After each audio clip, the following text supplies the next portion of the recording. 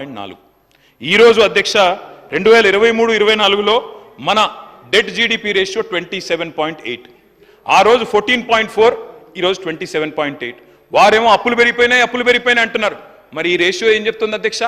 సంపద కూడా పెరిగింది. 4 లక్షల కోట్ల నుంచి 14,60,000 కోట్లకు రాష్ట్ర సంపద కూడా పెరిగిందన్న మాట ఎందుకు విస్మరిస్తున్నారన్న మాట వారిని నేను అడుగుతా ఉన్నా అధ్యక్ష. ఇంకొక మాట చెప్పాలి.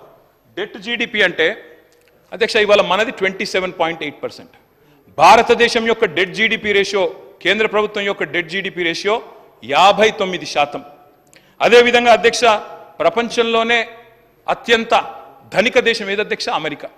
ఆ తర్వాత మనం చెప్పుకుంటాం సింగపూర్ గురించి, జపాన్ గురించి చెప్పుకుంటాం.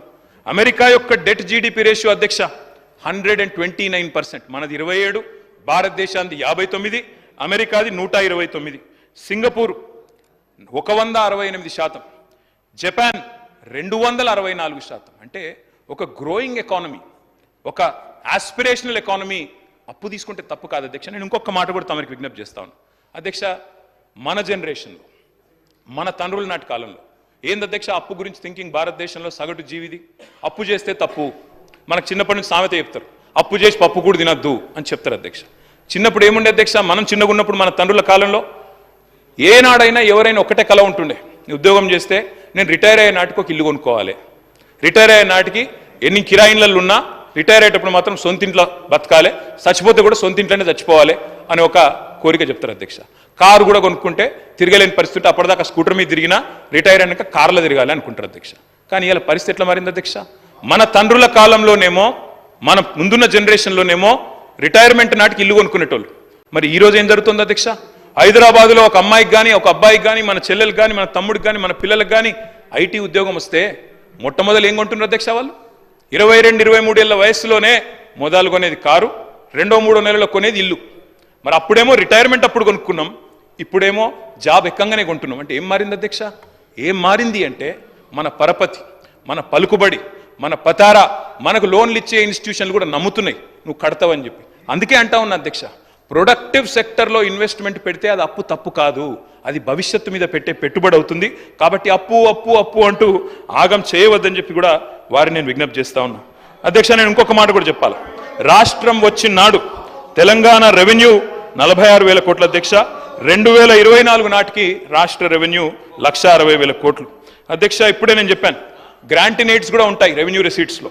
గ్రాంటినేట్స్ వారు మరి ఎక్కువ వేసుకొని రెవెన్యూ సర్ప్లస్ ఏమైనా తప్పు చెప్పారా, అప్రోప్రియేషన్లో మీరు కరెక్ట్ చేసుకోవచ్చు, తప్పు చేసామని ఒప్పుకోవచ్చు, మాకు అభ్యంతరం లేదు. మేము కేంద్రం నుంచి ఎక్కువ వస్తాయి అనుకున్నాం గ్రాంట్స్, మరి ఇప్పుడు రావనుకుంటున్నాం కాబట్టి సవరించుకుంటాం, అప్రోప్రియేషన్లో రీఅప్రోప్రియేట్ చేసుకుంటామంటే మాకు అభ్యంతరం లేదు అధ్యక్ష, మేము వారికి సహకరిస్తాం అధ్యక్ష. ఇంకొక మాట కూడా వారికి చెప్పాలా అధ్యక్ష, సొంత రాష్ట్రంలో సొంత ధనంతో సొంత కాళ్ళ మీద నిలబడే రాష్ట్రాన్ని మీకు అప్పచెప్పినాము. ఇప్పుడే నేను చెప్పాను, SOTRలో 84%తో అగ్రభాగాన రాష్ట్రం ఉన్నది. ఇంకొక మాట కూడా వారికి చెప్పాలి అధ్యక్ష. ఫిస్కల్ డెఫిసిట్ 2014లో ఫిస్కల్ డెఫిసిట్ ఏంది అధ్యక్ష? ఫిస్కల్ డెఫిసిట్ అంటే ద్రవ్య లోటు. ద్రవ్య లోటు అంటే మన ఆదాయం ఎంత, మన ఖర్చు ఎంత, దాని మధ్యన ఉన్న అంతరం ఎంత, అంటే మనం ఇంకెంత అప్పు తీసుకోవాలనేది చెప్పేది. ఆనాడు 2014లో అధ్యక్ష ద్రవ్య లోటు 1.9% మీరు మాకు అప్పచెప్పిపోయినాడు అధ్యక్ష. 2022-23లో 2.5% అధ్యక్ష. అంటే కేవలం 0.6% మాత్రమే ద్రవ్య లోటు పెరిగింది. ఇంకొక మాట నేను ఆర్థిక మంత్రి గారికి విజ్ఞప్తి చేస్తా ఉన్నా, కేంద్ర ప్రభుత్వం కింద మీద పడుతోంది. వాళ్ళు they've set a target of fiscal deficit of 4.9%. దాన్ని రీచ్ కాలేక మొన్నటి బడ్జెట్లో కూడా 5.4%కే కేంద్రం ఫిస్కల్ డెఫిసిట్ మొన్న కూడా అయింది. మనం మాత్రం 2.5%. We're in healthy shape, we're in the pink of health. మీకు పింక్ కలర్ మీద కోపం ఉండొచ్చు, the state is in the pink of health. దయచేసి దాన్ని అబాస్పాలు చేయకండి, బదనాం చేయకండి. మా ఉత్తమన నవ్వుతున్నారు పింక్ ఆఫ్ హెల్త్ అంటే. We're in the pink of health sir, we should all compliment it అధ్యక్ష. I would like to say one more thing sir. కేంద్రంతో పోలిస్తే ఫిస్కల్ డెఫిసిట్ విషయంలో వారు 5.4 ఉంటే మనం 2.5 ఉన్నాం. మరి మీరు మనం దివాలా తీసినామంటే వారు డబల్ దివాలా తీసిందా సార్? ఇది కూడా చెప్పాలా దయచేసి. నేను వారిని కోరేది, మన రాష్ట్రాన్ని మనం ఖర్చు చేయడం మంచిది కాదు. సంపద సృష్టి, అదేవిధంగా రాష్ట్ర సంపద ఎంత పెరిగిందో నేను మీకు చెప్పే ప్రయత్నం చేశాను. GSDP కూడా 4 లక్షల కోట్ల నుంచి 14.5 లక్షల కోట్లు ఎట్లా పెరిగిందో చెప్పాను. తలసరి ఆదాయం కూడా 1,14,000 మీరు మాకు అప్పచెప్పినాడు. 12వ స్థానంలో ఉన్నాం భారతదేశంలో, 12వ స్థానంలో పర్ క్యాపిటల్ ఇన్కంలో ఆనాడు ఉన్నాం.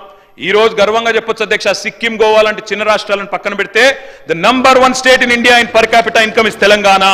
Yes, we should be proud. అవును, ఉప ముఖ్యమంత్రి గారు ఒక మాట అన్నారు, రంగారెడ్డి జిల్లాలో 9,62,000, వికారాబాద్ 1,80,000 అన్నారు. కానీ let me remind honourable deputy chief minister sir, 33 జిల్లాలు ఉండే తెలంగాణలో గత సంవత్సరం 33 జిల్లాలు కూడా దేశ సగటు జాతీయ ఆదాయం కంటే, తలసరి ఆదాయం కంటే హయ్యర్ ఉన్నాము. మన ప్రతి వెనుకబడ్డ జిల్లా కూడా భారతదేశ సగటు కంటే ముందున్నది. ఆ వాస్తవాన్ని గుర్తించండి. అదే మీరు పక్కన ఇప్పుడున్న కర్ణాటకలో 7.5 సంవత్సరాలు మీ గవర్నమెంట్ ఉండే, పోయిన 10-12 ఏళ్లలో 7.5 ఏళ్లలో ఇవాళకి కూడా కర్ణాటకలో